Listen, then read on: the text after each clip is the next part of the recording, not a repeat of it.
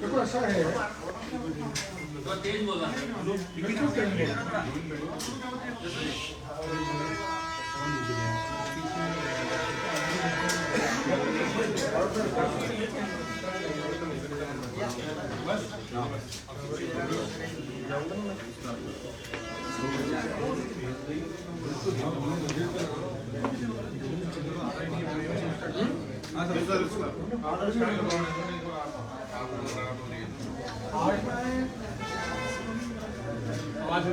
सुन लो भाई, सुन लो आराम से हम क्या कि भी क्या लंबा पहले से लगाए हुए हैं, ऐसा लगा दिया है। आप इनसे बात करो, हमारे कैमरे के सामने ये तो क्या गए हम ना ये आप नीचे बढ़िया मनु नीचे बढ़िया कर लो बैठ के एक्चुअली के जगह दूसरी पड़ गई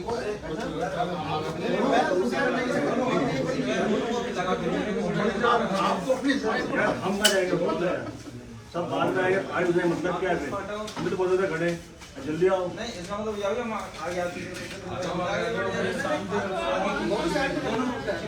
अच्छा स्टार्ट करो सब बढ़िया कर साइड को जाओ कोई बात नहीं कैमरे वाले भी चल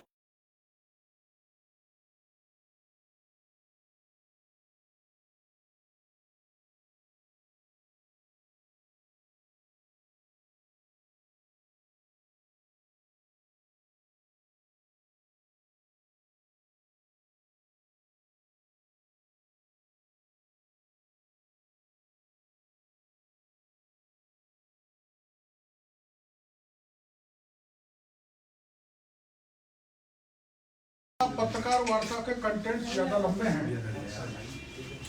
मेरे को चिंता इस बात की है कि मैं तो एक बार तो सोच रहा था 2 पत्रकार वार्ता करूं, लेकिन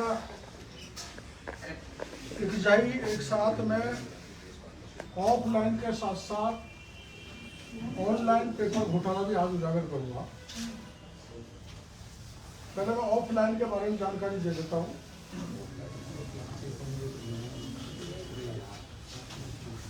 आपको पता है कि वरिष्ठ अध्यापक भर्ती परीक्षा का पेपर लीक हुआ है,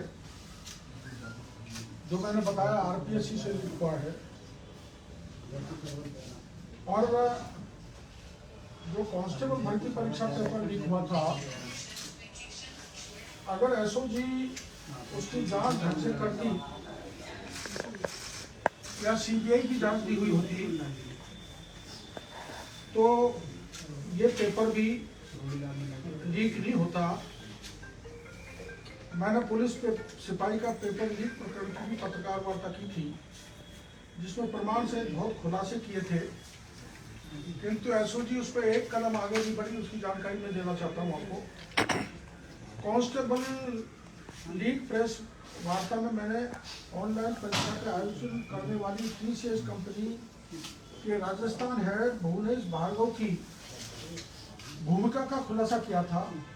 बहुत सारे प्रमाण दिए, परंतु एसओजी ने भार्गव के खिलाफ कोई कार्रवाई नहीं की, बल्कि जो तथ्य और प्रमाण मैंने दिए थे उसमें पर्दा डाल दिया। अगर उस समय एसओजी भुवनेश भार्गव से कठोरता से पूछताछ करती तो सुरेश ढाका का नाम उसी समय सामने आ जाता। एसओजी के जांच अधिकारियों ने, इसमें मैं नाम बता सकता हूँ, छुपाऊंगा नहीं, सीआई मोहन पोसवाल ने सुरेश ढाका और उसकी टीम से 50 लाख रुपए लेके उसको बचाने का काम किया। इसका प्रमाण मैं पुलिस को दे दूंगा, जो अभी पुलिस जांच कर रही है। सुरेश ढाका का नाम विकास अधिकारी की परीक्षा में आया था। कांस्टेबल भर्ती परीक्षा का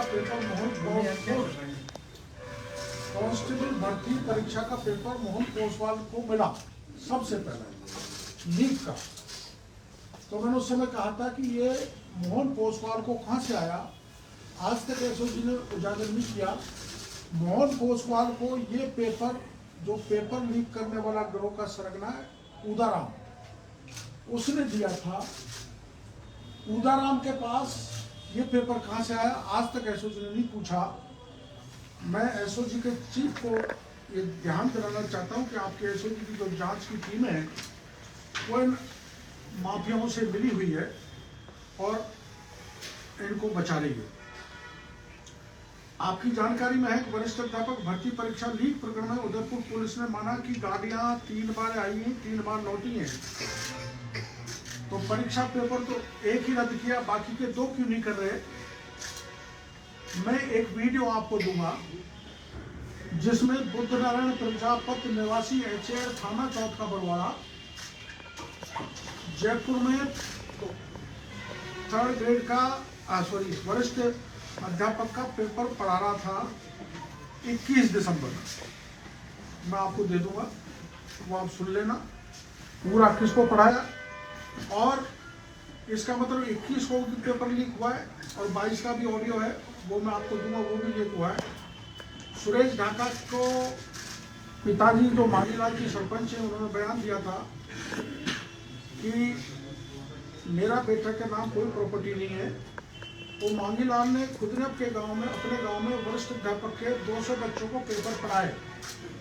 मैं मांग करूंगा पुलिस से उनसे जांच की जाए। सुरेश ढाका एवं भूपेंद्र सारण, आपको पता है फॉरेस्ट की परीक्षा का भी पेपर लीक किया।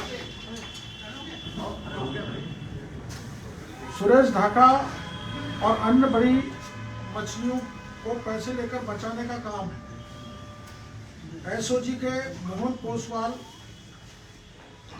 करते रहते हैं। मैं मीडिया को बताना चाहता हूं कि पोसवाल की लोकेशन अधिकतर मानसरोवर में ही आती है। क्या वहाँ एसओजी का ऑफिस है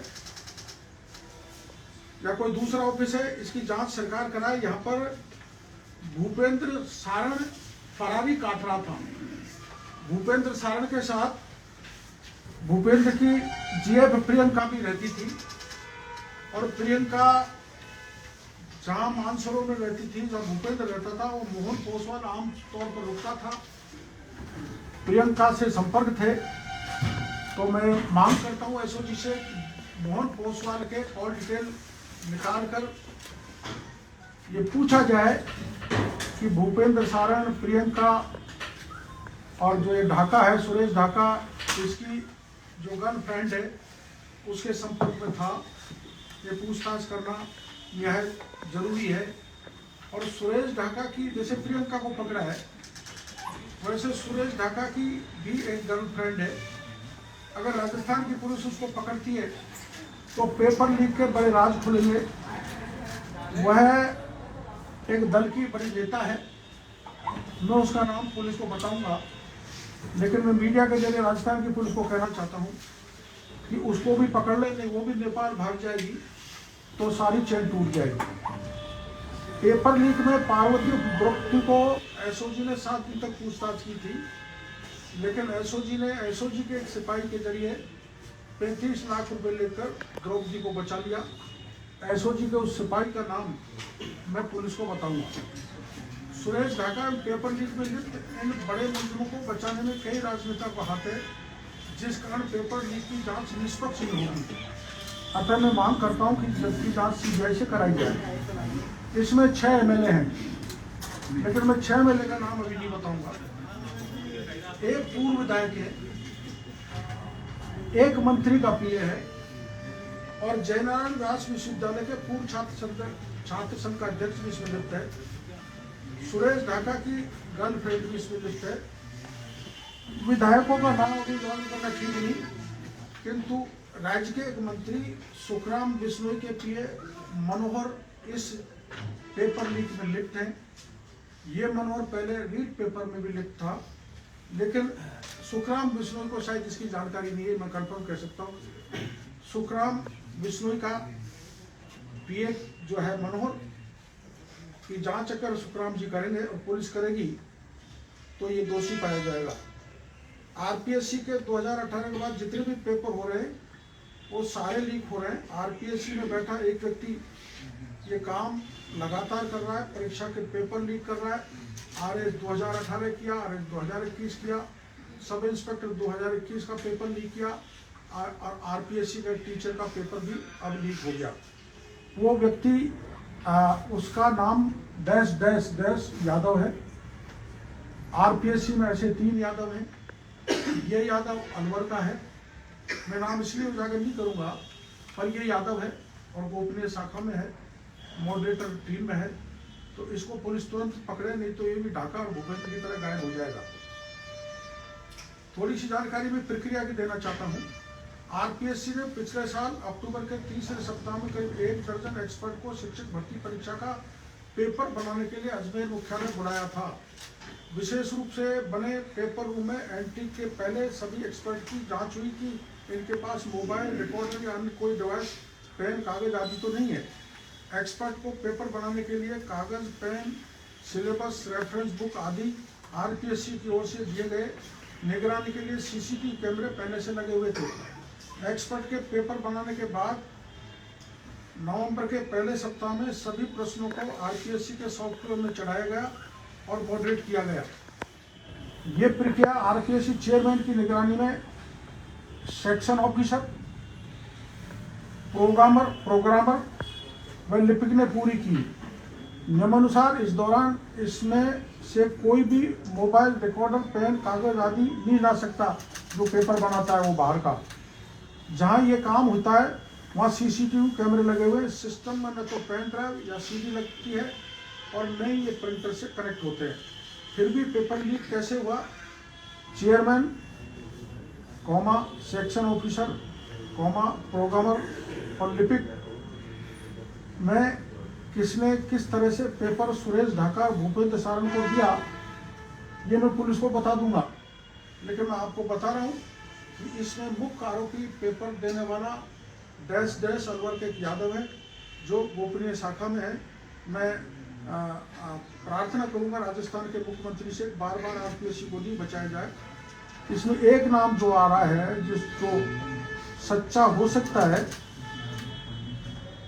प्रबल संभावना है कि अमित ढाका जो आईएएस हैं, जो सीएमओ में अब भी काम कर रहे हैं, उनके भाई राजेश ढाका सुरेश ढाका के पार्टनर हैं इस अभियान में। और माननीय मुख्यमंत्री के अति प्रिय, अति निकट ओएसडी के रिश्तेदार भी ढाका के साथ पार्टनर है। आप समझ सकते हैं कि सुरेश ढाका की कितनी बड़ी पहुंच है। इस प्रकरण को भी वैसे ही दबाया जाएगा जैसे रीट को दबाया गया। डीपी जारोली को बर्खास्त करने के बाद भी क्लीन चिट दे दी गई। आरपीएससी इसमें पूरी तरह से इन्वॉल्व है, बड़े लोग इसमें इन्वॉल्व हैं। अतः मैं सीबीआई की जांच इसमें करता हूँ। इसी तरह से सब इंस्पेक्टर परीक्षा 2021 के पेपर लीक के बड़े चौंकाने वाले प्रमाण मेरे पास आए, जिसकी मैं कल नहीं परसों ही पत्रकार वार्ता करूंगा।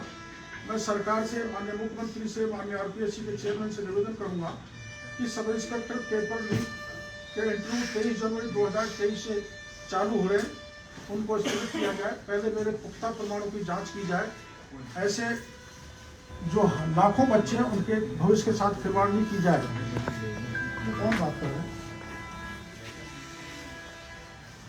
अब ऑनलाइन पेपर लीक का प्रकरण मैं आपको बताना चाहता हूँ। ये बहुत महत्वपूर्ण है। अपन समझ रहे थे ऑफलाइन में ही गड़बड़ हो रहा है,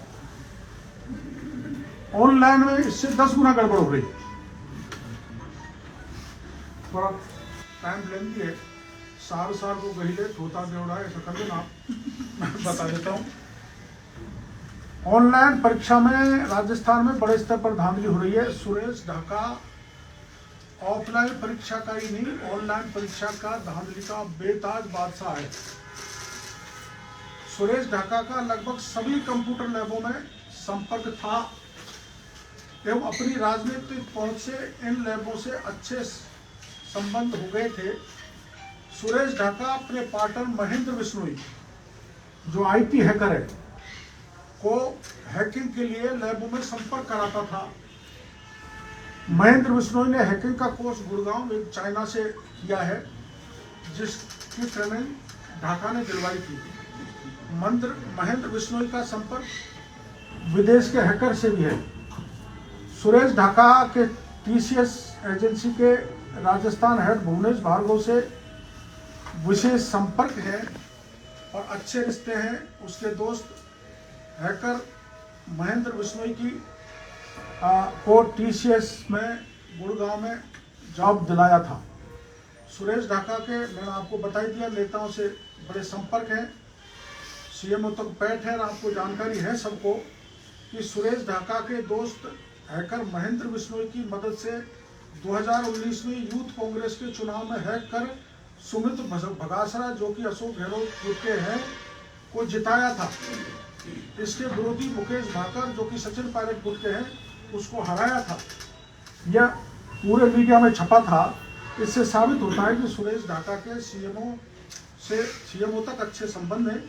इसके अलावा मंत्री, विधायक, जो मैंने आपको नाम बाद में बताऊंगा, उनसे विशेष संपर्क है। सुरेश ढाका पर बॉम्बे में मनी लॉन्ड्रिंग का मुकदमा दर्ज हुआ था। उसके बाद 2016 में राजस्थान आ गया। जो संदिग्ध कैरेक्टर वाला व्यक्ति 2016 से राजस्थान के बेरोजगारों के पेपर ऑफलाइन ऑनलाइन लीक करके लूट रहा है। टीसीएस कंपनी के राजस्थान हेड भुवनेश भार्गव की भूमिका सदैव संपर्क रही है, संदिग्ध रही है। कोटा के रहने वाले हैं। दिल्ली पुलिस भर्ती परीक्षा 2020 में कोटा के एक परीक्षा केंद्र ओम कोठारी कॉलेज ऑनलाइन परीक्षा सेंटर था। इस एक ही सेंटर से 226 अभ्यर्थियों का चयन दोषपूर्ण कराया था, जिसकी जांच सीबीआई द्वारा की जा रही है। दिल्ली पुलिस में 625 अभ्यर्थियों को अयोग्य घोषित किया था, जिसकी सूची में 225 अभ्यर्थी अकेले ओम कोठारी कॉलेज कोटा के थे, जो भुवनेश भार्गव के अभ्यर्थी थे। मैं उनके नाम का जिक्र पहले कर चुका हूं, जो पहले पत्रकार वार्ता की थी, लेकिन एसओजी ने इस भुवनेश भार्गव से जांच नहीं की। और इन्होंने आपको जानकारी में है कि कांस्टेबल भर्ती परीक्षा जो लीक हुई थी, इसके प्रकरण में Diwakar school Jhotwara CHO JEN परीक्षा लीक प्रकरण में जागृति विद्या मंदिर का नाम उजागर किया था, जिसमें सरकार ने दिवाकर स्कूल की मान्यता रद्द कर दी, किंतु जागृति विद्या मंदिर की मान्यता रद्द नहीं की और ना ही कोई कार्रवाई की। रामकृपाल की तरह या ये अधिगम इंस्टीट्यूट पे किए वैसी कार्रवाई नहीं की। इसलिए नहीं की कि उसकी मालिक मंजू शर्मा राजस्थान सरकार के वित्त कल्याण बोर्ड की अध्यक्ष है। आईआईटी जेईई भर्ती परीक्षा में भी इनकी लिप्तता के कारण सीबीआई के राडार पर है। टीसीएस कंपनी ने जेल प्रहरी सरेश देवी की परीक्षा आयोजित कराई, जिसका प्रकरण एसओजी में दर्ज है, किंतु एसओजी ने भार्गव से आज तक पूछताछ नहीं की। उसके खिलाफ एसओजी कार्रवाई नहीं करना चाहता। टीसीएस कंपनी के खिलाफ रेलवे भर्ती बोर्ड का भी प्रकरण दर्ज है। राजस्थान में ऑनलाइन परीक्षा जितनी भी आज तक हुई है, उन सब पेपरों को माफियाओं ने लीक किया है। ऑनलाइन पेपर भी लीक किया गया है, जिसमें टीसीएस के हेड भुवनेश भार्गव ढाका की अहम भूमिका है। अब मैं कुछ 5-6 विभागों के जो ऑनलाइन पेपर हुए थे उनकी जानकारी आपको देना चाहूँगा। पहला, विद्युत विभाग का। राजस्थान विद्युत प्रसारण निगम द्वारा IBPS एजेंसी के माध्यम से 9 से 14 नवंबर 2021 के मध्य कॉमर्शियल सहायक की परीक्षा कराई गई, जिसका परिणाम 9 दिसंबर 2022 को जारी हो गया, जिसके 2 परीक्षा केंद्र ग्रो कंप्यूटर इंस्टीट्यूट, जिसका मालिक अशोक चौधरी नागौर में है, और 3 विद्यार्थी व 3 बीकानेर के मालिक कपिल चौधरी के 50 विद्यार्थियों के पास होने के बाद IBPS एजेंसी ने संदिग्ध मानते हुए IBPS के कंपनी के 3 कॉलेज बीकानेर को और इस दोनों को ग्रो कॉलेज को ब्लैक लिस्टेड कर दिया। ये 53 विद्यार्थी जो ऑनलाइन फर्जी तरीके से पास हुए, इनकी जानकारी बिजली विभाग ने हाईकोर्ट को दी थी और 53 लोग हाईकोर्ट में गए और अभी कुछ दिन पहले हाईकोर्ट से आदेश कराना है बिजली विभाग के नाम से कि इनको पोस्टिंग दी जाए, इनको ज्वाइनिंग कराया जाए। मैं सरकार से मांग करना चाहता हूं, बिजली विभाग से मांग करना चाहता हूं कि इस प्रकरण को डबल बेंच में ले जाएं और जो बिजली विभाग ने जो तथ्य छुपाए उन तथ्यों को डबल बेंच में माननीय हाईकोर्ट को बताएं, जिससे ये 53 लोग जो गलत तरीके से ऑनलाइन पास हुए उनको रोका जा सके। राजस्थान जेल प्रहरी 2018 इस परीक्षा का आयोजन भी टीसीएस कंपनी द्वारा कराया गया, जिसमें बड़े स्तर पर धांधलियां हुई उनके प्रमाण भी मैं पुलिस को दे दूंगा। ये पेपर भी रद्द करना पड़ा। ये मामला भी एसओजी के वहां लंबित है। एसओजी इसमें हाथ नहीं हिलाना चाहती। सरस डेयरी RCDF भर्ती परीक्षा 2021 का पेपर भी TCS ने करवाया था। केंद्रों से सभी अभ्यर्थियों का चयन हो गया। जिस विषय पर प्रिंट मीडिया ने मुद्दा उठाया था उसके मामले को दबा दिया गया। इस परीक्षा का संचालन TCS कंपनी के हाथ में था, लेकिन एसओजी ने अभी तक कोई कार्रवाई नहीं की। ग्रुप D रेलवे भर्ती परीक्षा 2008 इस परीक्षा का आयोजन भी TCS कंपनी द्वारा कराया गया, जिसमें RA कॉलेज जयपुर में TCS कंपनी ने बड़े स्तर पर धांधली की। एसओजी की टीम ने CS कंपनी के अजय शर्मा, सुभाष शर्मा एवं जयपुर शहर के हेड मृत्युंजय के पकड़कर पूछताछ की, किंतु दोनों को एसओजी ने छोड़ दिया और इनको किसी प्रकार की कोई गिरफ्तारी नहीं की। अजय शर्मा एवं सुभाष शर्मा जो TCS कंपनी के पूर्व कर्मचारी हैं, इन्होंने रीट भर्ती में भी धांधली की थी। एसओजी ने गिरफ्तार किया था, लेकिन एसओजी आगे नहीं बढ़ी और इस मामले को दबा दिया। अभी जो हाल में मेडिकल ऑफिसर्स की परीक्षा का रिजल्ट आया है, जो RUHS ने मेडिकल ऑफिसर की परीक्षा कराई थी 21 दिसंबर 2022 को आयोजित की थी। इसकी भी जिम्मेदारी RUHS ने सीधी TCS एजेंसी को दी थी। मेरा दावा है कि इस परीक्षा में भी बड़े स्तर पर फर्जीवाड़ा हुआ है, जिसका विरोध अभ्यर्थी अब भी कर रहे हैं। डॉक्टर्स जो छात्र बाहर से MBBS करके आए हैं, जिनमें से ज़्यादातर अभ्यर्थियों के 70% से अधिक मार्क्स मिले हैं, वो उतने कॉम्पिटेंट नहीं है जितने अपनी राजकीय मेडिकल कॉलेज से डिग्री लेकर इंटेलिजेंट बच्चे पास हुए हैं। उनको रख दिया गया और बाहर के लोगों को बड़े नंबर देकर TCS कंपनी ने पास कर दिया, रिजल्ट भी जारी कर दिया। और प्रत्येक, मैं दावे के साथ कहता हूँ, प्रत्येक ऐसे पास होने वाले मेडिकल ऑफिसर से 20-20 लाख रुपए लेके करोड़ों रुपए RUHS ने इकट्ठे किए। इसमें माननीय स्वास्थ्य मंत्री जी के पुत्र से जांच किया जाना नितांत आवश्यक है। ऐसे UGC नेट परीक्षा में TCS ने धांधली की। बीकानेर नर्सिंग कॉलेज के एक ही सेंटर में 20 छात्र JRF में चयन हुए। ये इस सेंटर पर भी बड़ा फर्जीवाड़ा हुआ और इस सेंटर पर भी होने वाले अन्य परीक्षार्थियों ने भी इसी प्रकार की धांधली कर रहे हैं। ये महत्वपूर्ण बात है, 20 छात्र पूरे देश में टॉप आए एक ही इंस्टीट्यूट के, तो इससे स्पष्ट होता है कि इन्होंने घोटाला किया है। कील कॉलेज बीकानेर में है, बीकानेर में नर्सिंग कॉलेज है।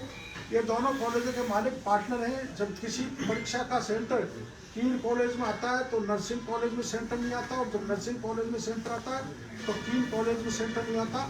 अर्थात दोनों मालिक मिलकर परीक्षाओं में ऑनलाइन परीक्षाओं में धांधली कर रहे हैं। ऑनलाइन परीक्षा भर्ती परीक्षा में इन कंप्यूटर लैबों की भूमिका बता रहा हूँ मैं आपको, जरा सुनना। करीबन 1 करोड़ की लागत से कंप्यूटर लैब तैयार होता है। एक कंप्यूटर लैब का मासिक खर्चा 3 लाख रुपए महीने के करीबन है। जैसे 1.5 लाख किराया, 50,000 बिजली का बिल, 30,000 IT स्टाफ, 20,000 UPS का खर्चा, 50,000 स्टाफ का खर्चा। एक लैब के पास ऑनलाइन एग्जाम कराने का करीबन 1.5 लाख रुपए मिलता है। कई बार 6-6 महीने तक एग्जाम नहीं होती। फिर इन कंप्यूटर लैबों के रखरखाव में स्टाफ का खर्चा कहाँ से आता है, ये मैं सरकार से पूछना चाहता हूँ। जबकि गौर करने वाली बात यह है कि जो एजेंसी इन कंप्यूटर लैबों को परीक्षा संपन्न कराने की जिम्मेदारी देती है, ये एजेंसी इन लैबों को 1.5 लाख रुपए भी नहीं देती, दे नहीं रही है। सेंटर लगाने के लिए उल्टे सेंटर वाले पैसे दे रहे हैं, तो इतना बड़ा खर्चा ये लैब कहाँ से चला रहे हैं। राजस्थान में कंप्यूटर लैबों के मालिक अधिकतर हरियाणा के हैं, जिस पर परीक्षा के संबंधित अलग अलग राज्यों में मुकदमे दर्ज हैं। ये लैबें हरियाणा, पंजाब, UP, उत्तराखंड, जम्मू कश्मीर, चंडीगढ़ से ब्लैक लिस्टेड है, जो राजस्थान में आकर हमारे बेरोजगारों को लूट रहे हैं, ठगी कर रहे हैं। हरियाणा के लोग अपने स्टेट के बच्चों को यहाँ लाकर फॉर्म भराकर उनको राजस्थान का विकल्प देकर उनको पास करा रहे हैं, और हमारे राजस्थान के बच्चे भटक रहे हैं। राजस्थान में ऑनलाइन परीक्षा सेंटर बुक कराने की प्रक्रिया TCS एजेंसी खुद सेंटर बुक कराती है, जिसका राजस्थान हेड भुवनेश भार्गव है। TCS के अलावा अन्य कंपनियां राजस्थान के वेंडर के माध्यम से सेंटर बुक करती हैं। राजस्थान में मुख्य 3 वेंडर कंपनी हैं। साई एजुकेशन प्राइवेट लिमिटेड, जिसके मालिक रमेश शर्मा हैं, ऐसे सिल्फर प्राइवेट लिमिटेड जिसके मालिक राघवेंद्र नरूका एवं गगनदीप शर्मा है, net pharma techniques private limited जिसके मालिक रितेश शर्मा है। मेरे संज्ञान में आया कि उक्त तीनों वेंडर परीक्षा सेंटर आवंटित करने के लाखों रुपए कंप्यूटर लैबों से लेते हैं एवं लैबों को परीक्षा संपन्न कराने की राशि भी नहीं देते। इसका मतलब यह है कि कंप्यूटर लैब उक्त वेंडर से मिलकर करोड़ों का कारोबार एवं ऑनलाइन परीक्षाओं को बड़े स्तर पर घोटाले कर रहे हैं। मेरा दावा है कि राजस्थान में इन कंप्यूटर लैबों के खाते चेक कराए जाए तो पता लगेगा कि इनके द्वारा कराई गई परीक्षा का पैसा भी इनके खातों में नहीं आया है। फिर करोड़ों रुपए की लगाई गई लैबों का खर्चा कहां से चल रहा है। ऑनलाइन परीक्षाओं में ऑफलाइन परीक्षा से 10 गुना घोटाला है। इसमें काला धन बहुत बड़े पैमाने पर काले धन का गोरख धंधा चल रहा है। कंप्यूटर लैबों की सूची मैं आपको बताना चाहता हूं। जयपुर में पल्लवी इंफोटेक, सत्य साई, सत्यगुरु, नितिन पब्लिक स्कूल, संस्कार school, SJM girls college, Rawat PG college, Kautil institute Sitapura, नमो इंडिया, जागृति, मंजू शर्मा का उत्कर्ष, कानपुर इंस्टीट्यूट, तक्षशिला, अल्फा, राजधानी engineering college Bhankrota, Cambridge school लोहा मंडी, ABC लोहा मंडी, पंडित दीनदयाल उपाध्याय भांकरोटा, शंकरा कॉलेज, अमर पब्लिक स्कूल और महात्मा गांधी सीतापुर। अजमेर में है ग्रो, लोटस इंफोटेक और बीकानेर में है बीकानेर नर्सिंग कॉलेज, कीन college, Bikaner public school, integrative और विजिल। उदयपुर में बुद्धा कॉलेज जो सुरेश ढाका की है, जिसमें बुद्धा कॉलेज जिसमें सुरेश ढाका साइलेंट पार्टनर है। इसने एयरफोर्स की परीक्षा को लीक किया था जिसका प्रकरण एयरफोर्स ने दर्ज कराया। बुद्धा कॉलेज ऑनलाइन परीक्षा संचालित कराती है। कोटा में जो मैंने आपको बताया Om Kothari, bits and brights, Shivjyoti, Ganganagar में Atmaballabh, Surendra dental college, Jain ITI college और जोधपुर में मारवाड़ कोठारी। इन लोगों के बारे में राजस्थान पुलिस से मेरी मांग है कि इन संस्थाओं से जाकर पूछताछ करेगी तो पता चलेगा कि इन्होंने परीक्षा कराने तक के पैसे नहीं लिए। इनके खातों में भी चेक किए जाए कि कब कब वेंडरों से पैसे लिए गए। इनके खातों में पैसे ही नहीं डाले गए। अगर परीक्षा की ड्यूटी में सेंटर हेड, IT स्टाफ और अन्य स्टाफ के आधार कार्ड चेक करेंगे तो पता लगेगा कि ये सभी लोग अन्य राज्यों के हैं जो स्टेट हेड भार्गव द्वारा लाए गए हैं। यहाँ राजस्थान में आकर मेहनती बेरोजगार युवाओं की मेहनत पर डाका डाल रहे हैं। इनकी प्रॉपर्टी अगर देखोगे तो इनके पास लग्जरी मकान, लग्जरी होटल, लग्जरी गाड़ी, घर बार, लग्जरी लाइफ जी रहे हैं। जितनी भी ऑनलाइन परीक्षा कराई गई उन सब का पेपर इस तरह से लीक हुआ है जो मैंने आपको बताया। अतः मेरी मांग है सरकार से कि ऑनलाइन परीक्षाओं की जांच भी CBI से करें। रोहिला जी, एक सवाल था कि आप बार बार प्रेस कॉन्फ्रेंस करते हैं, इतने सारे तथ्य भी रखते हैं, SOD में जाके तथ्य बताते हैं, कोर्ट में जाते हैं तो आपसे CBI जांच की मांग को खारिज कर दिया जाता है इन तथ्यों में। तो इन तथ्यों का महत्व क्या है? आप इसलिए मैं 19 जनवरी को हजारों बेरोजगार युवाओं को लेकर दौसा से जयपुर कूच कर रहा हूं और जो मैं बार बार मांग कर रहा हूं उसके लिए मैं हजारों युवाओं को लेकर, बेरोजगारों को लेकर स्थायी रूप से धरने पर बैठूंगा। जब तक बैठा रहूंगा जब तक सरकार राज्य के लाखों बेरोजगारों की इस मांग को नहीं मानेगी। डॉक्टर साहब, एक सवाल ये भी बनता है कि इतने मुद्दे आप उठा रहे हैं और इतने माफिया, शिक्षा माफिया के खास करके ये मुद्दे, आपके नजर में सुझाव क्या है शिक्षा माफिया पे अंकुश लगाने का? सुझाव तो हमने मांग की थी, बेरोजगारों ने भी की थी कि सख्त कानून बनाया जाए। कानून तो बनाए लेकिन उनमें लूप होल बहुत है और उस कानून को धरातल पर नहीं उतारा जा रहा। कागजों पर कागजी घोड़े दौड़ा रहे हैं। आपको पता है जिस अधिगम इंस्टीट्यूट को गिराया है वो सुरेश ढाका का नाम नहीं था। तो ऐसी कार्रवाई सरकार इसलिए कर रही है, 50 लाख करोड़ 1.5 करोड़ की बिल्डिंग को तोड़ के राज्य के 40 लाख बेरोजगार जिनके साथ सभी परीक्षा में धोखा हुआ है, विश्वासघात हुआ है, उनको ठगा गया, उनको लूटा गया, पेपर ऑफलाइन ऑनलाइन लीक किए हैं, उनके ध्यान को बांटना चाहती है सरकार। इससे काम नहीं चलने वाला है।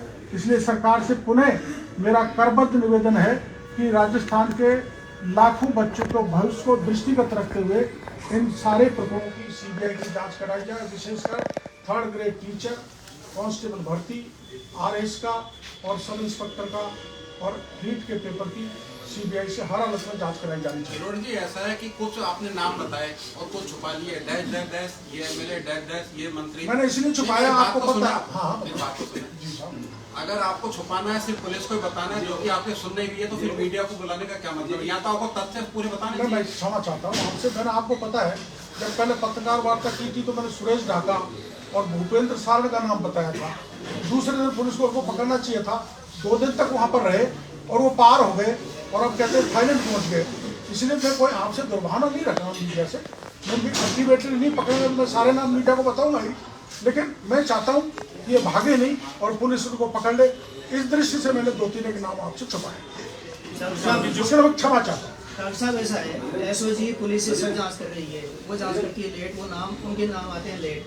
आपकी ऐसी कौन सी जांच एजेंसी है जो सबसे पहले आप ये तथ्य उजागर करें? कौन सी जांच एजेंसी तो कोई नहीं है, पर राज्य के जो बच्चे लुट रहे हैं या जो ठगे जा रहे हैं या जो पेपर लीक हो रहा है ऑफलाइन या ऑनलाइन, उन बच्चों को मेरे पर भरोसा है, वही मेरे को कागज ला के देते हैं, वही एजेंसी है और कोई एजेंसी नहीं। डॉक्टर साहब, ये घोटाला कितने वर्षों से चलता आ रहा है? जो ये भर्ती घोटाला है अभी 2016 से मान के चलो, मैं 2016 से अभी 2023 तक के मैंने ये घोटाले ऑफलाइन ऑनलाइन आपको बताया।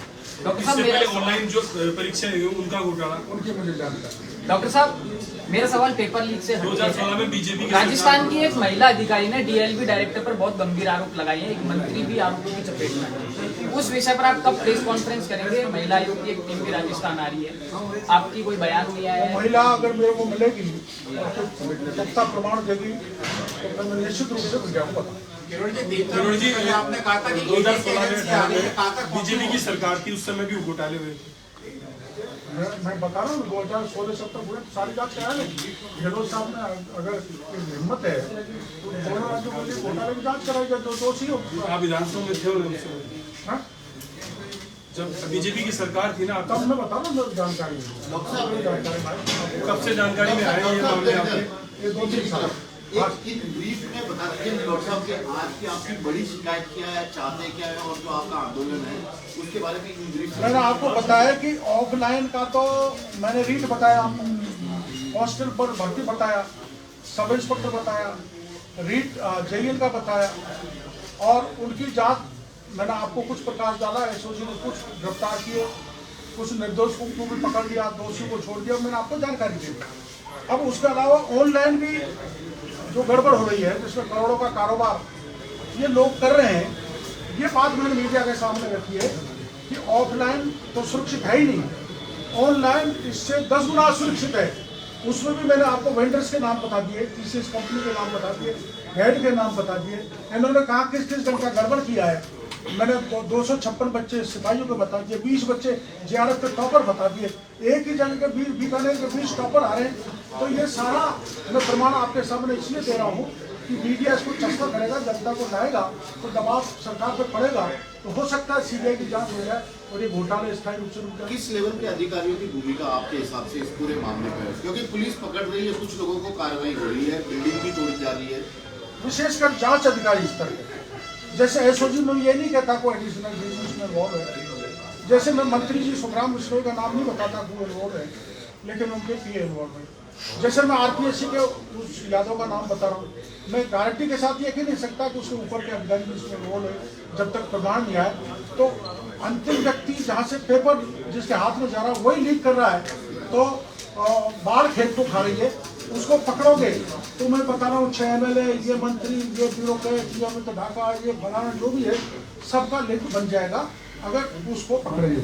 19 तारीख वाला भी बता दीजिए क्या कहते हैं। 19 तारीख को मैं दौसा से जयपुर हजारों युवाओं को लेकर, विशेषकर अपना धौलपुर, भरतपुर, अलवर, सवाईमाधोपुर, दौसा, जयपुर और टोंक के लोग इधर से आएंगे और इधर से दूसरी तरफ से आएंगे और हम यहाँ आके धरना देंगे, घेराव करेंगे मुख्यमंत्री आवास का। ये मेरा 19 तारीख का कार्यक्रम है, 11 बजे से दौसा से जयपुर कूच। डॉक्टर साहब इस सरकार ने डॉक्टर साहब एक सवाल, इस सरकार ने 5 मामले सीबीआई को सौंपे हैं, लेकिन सीबीआई अभी तक 2 कदम नहीं चली। आपसे पूछना सामने मैंने आपके